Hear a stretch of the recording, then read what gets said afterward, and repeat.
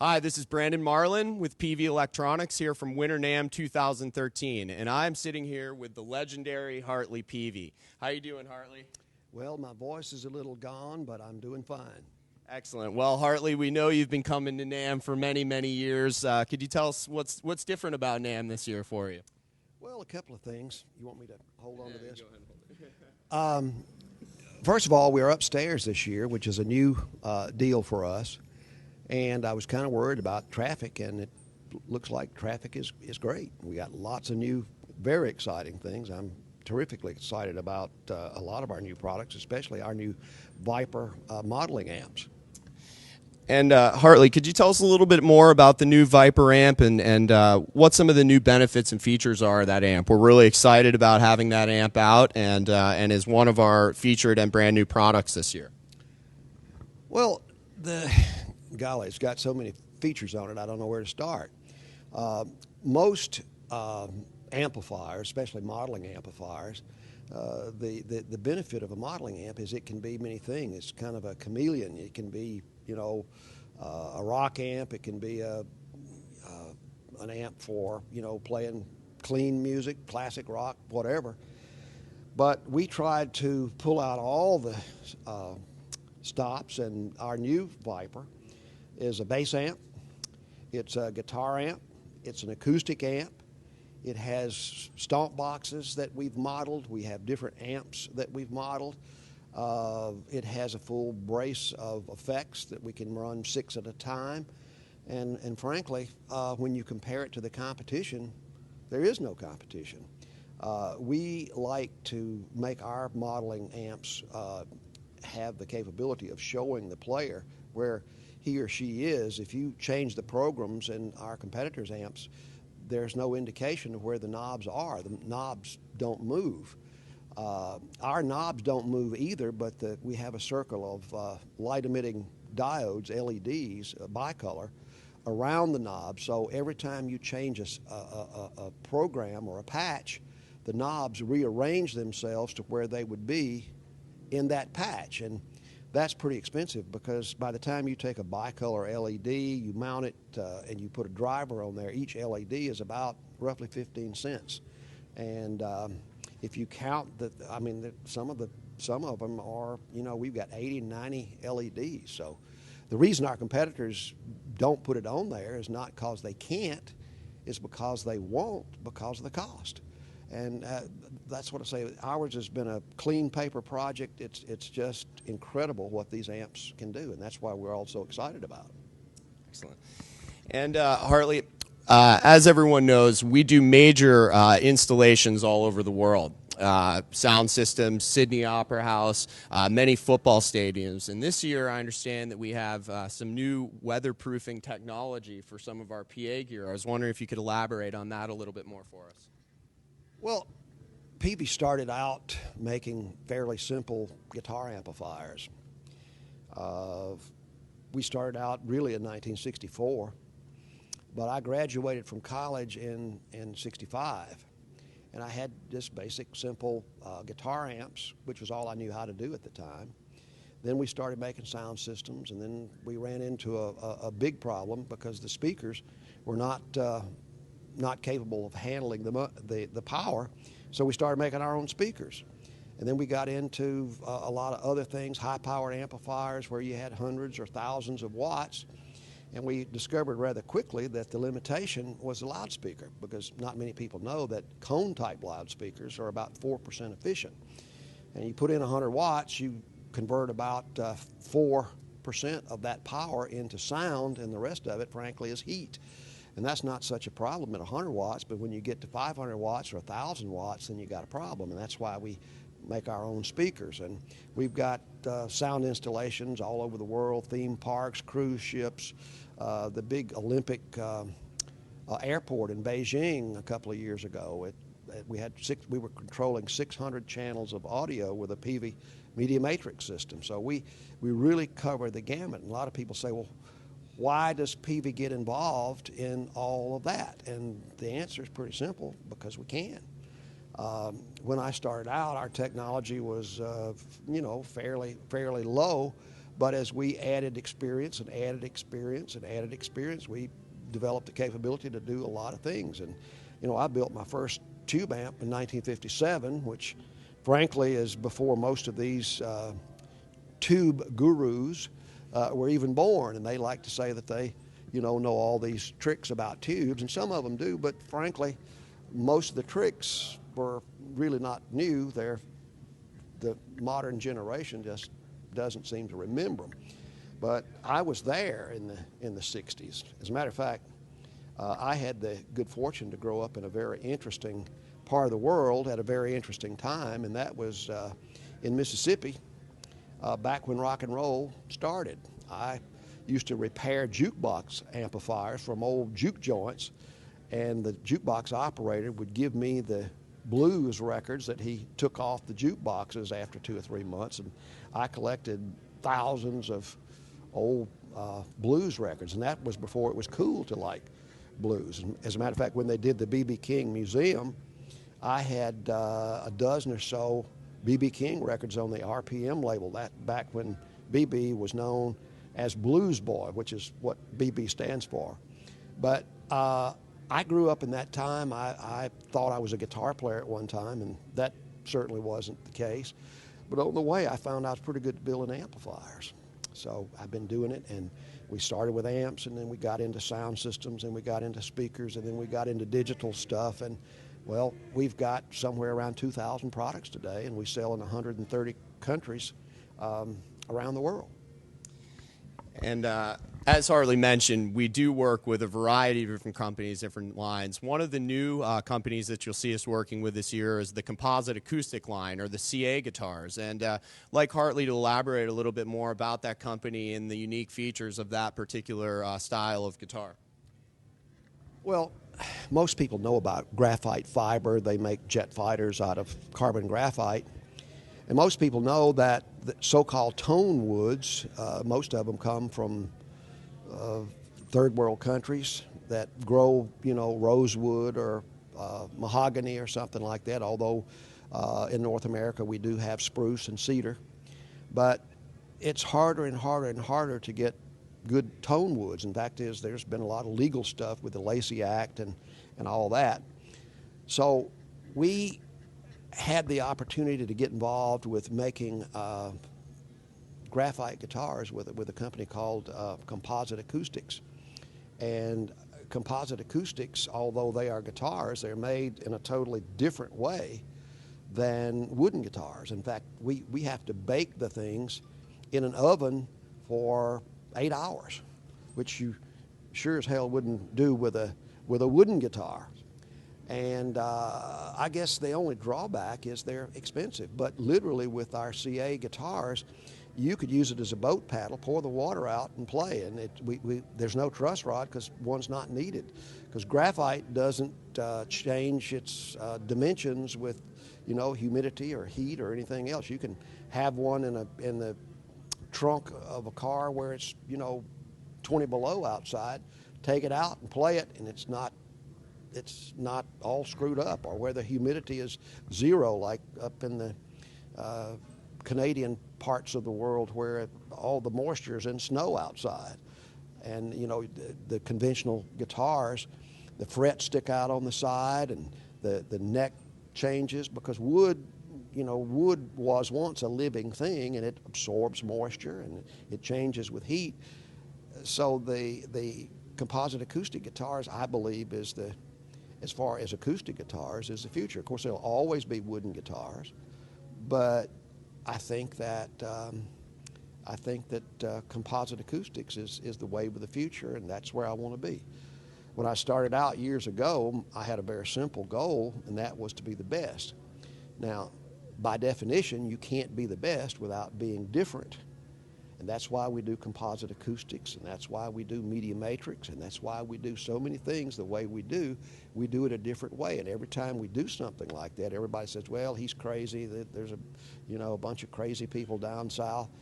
And the interesting thing is when I started making guitars with computer-controlled machines, everybody in the guitar business said, he's nuts. You can't do it. And I find it more than a little funny to look at some of the advertisements of some of my friendly competitors bragging about their computer-controlled numerical machines when I did it in 1977. And Hartley, one of the questions that I wanted to ask you, a lot of us at Peavey hear a variety of stories from people all over the world about Peavey products and using Peavey products. One of the things that we hear all the time is, my first amplifier was a Peavey amplifier. And some of the folks out there might not be aware of some of the new products and some of the new amps that we're making. I was wondering if you could tell us a little bit more about that, and you know, why we'd like to have people playing Peavey now and not just their first amplifier was a Peavey. Well, you know, a lot of people really don't understand the way things are manufactured. Sadly, a lot of players think that all manufacturers are basically the same. In fact, is when I'm talking to our dealers sometimes, I'll say, how many of you folks in here believe that old saying that you get what you pay for? Almost every hand in the room will go up. And I said, well, are you sure about that? Oh, yeah. And then I say, well, how many of you folks have ever bought tickets to a concert and you went to the show and it sucked? Ironically, almost every hand that went up before goes up again. I said, well, wait. Now, you just said you get what you pay for, and now you're telling me you don't. You can't have it both ways. What's the truth? And the truth is, sometimes you do, but many times you don't. The fact of the matter is, the way manufacturers are organized, the way they make their product, the way that they deal with business in general, like many of my competitors literally owe hundreds of millions of dollars. Well, when you buy one of their products, who do you suppose is paying the interest on that? We have no loans. We have no interest.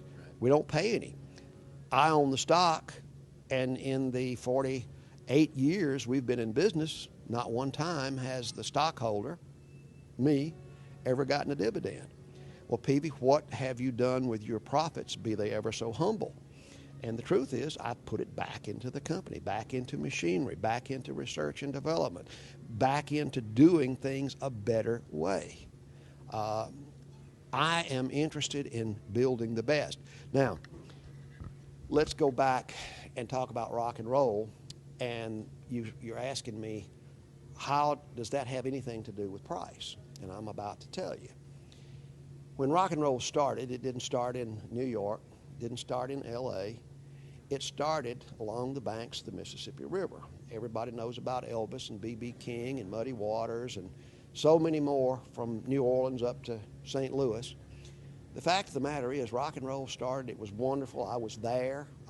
One of the things I did in my father's music shop, I was the record buyer. I remember first time I ever heard Ray Charles's What'd I Say? I played it until the needle almost went through the 45 record.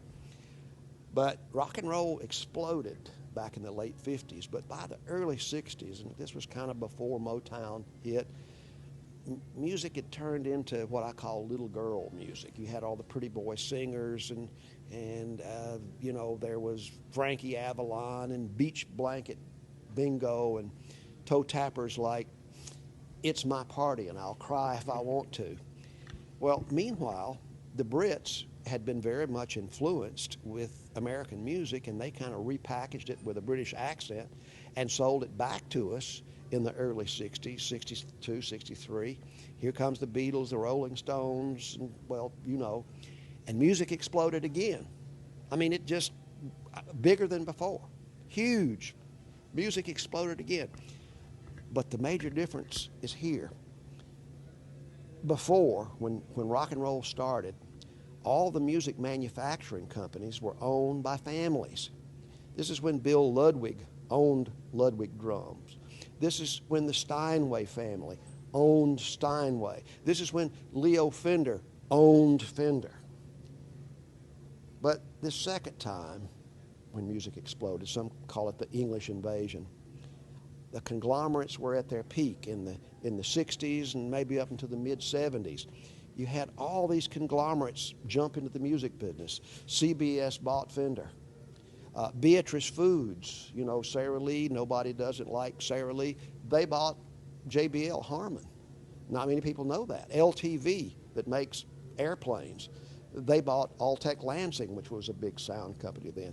And all these companies bought into these music and sound companies, and they really had no interest in players or sound or music.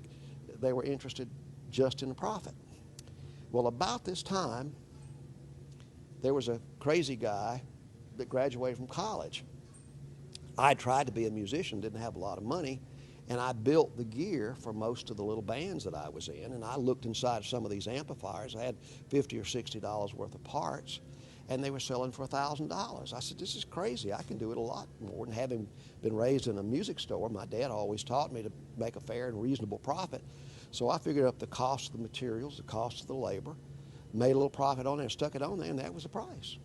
I figured out better ways to do things. Like in the old days, to make let's say a 412 column speaker, which was popular back then, they used to use 5 pieces of covering material to cover it. There was a top, 2 sides, a back, and a bottom. We had little strips around the front, strips around the back. We had to drill holes in the strips and about 60 screws, 30-something in the front and 30-something in the back. I mean, my God, it was incredibly. I figured out how to do it, a better cabinet with no screws, build it in one piece and cover it in one piece. And everybody said it couldn't be done, but I did it.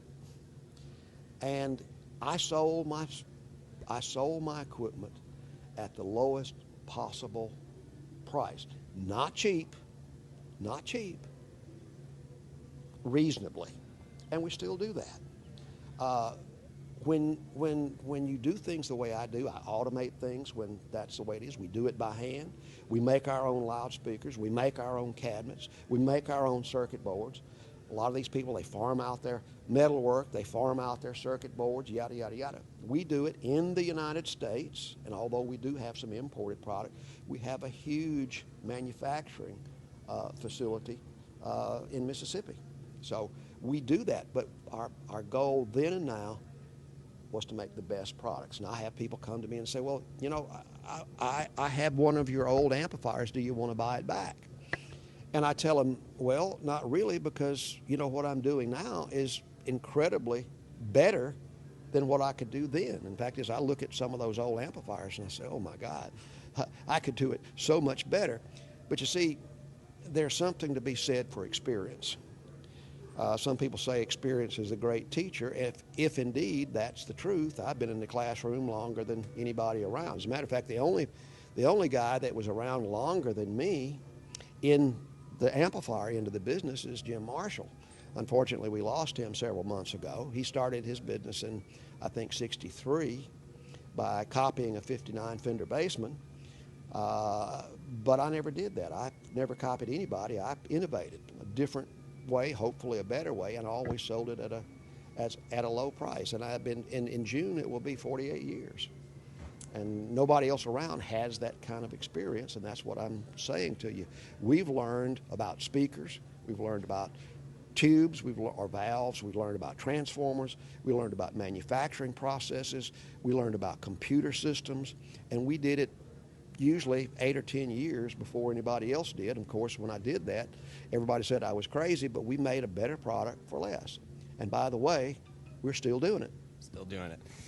And before we go, I just wanted to share with you one of my favorite Hartley stories that he's told me is about his beard. And one time he shaved his beard off. And what'd they say to you, Hartley, when they did that? Well, actually, I didn't shave it off. The dealers wouldn't buy from me because they thought I was a kid. So in 1972, I grew this beard. And I'm going to wait a few more years and I'm going to shave it off because I had a baby face. And under here, hopefully, I will look a little younger. Still going to have that baby face. I grew the beard just to look older, so the dealers would take care of me.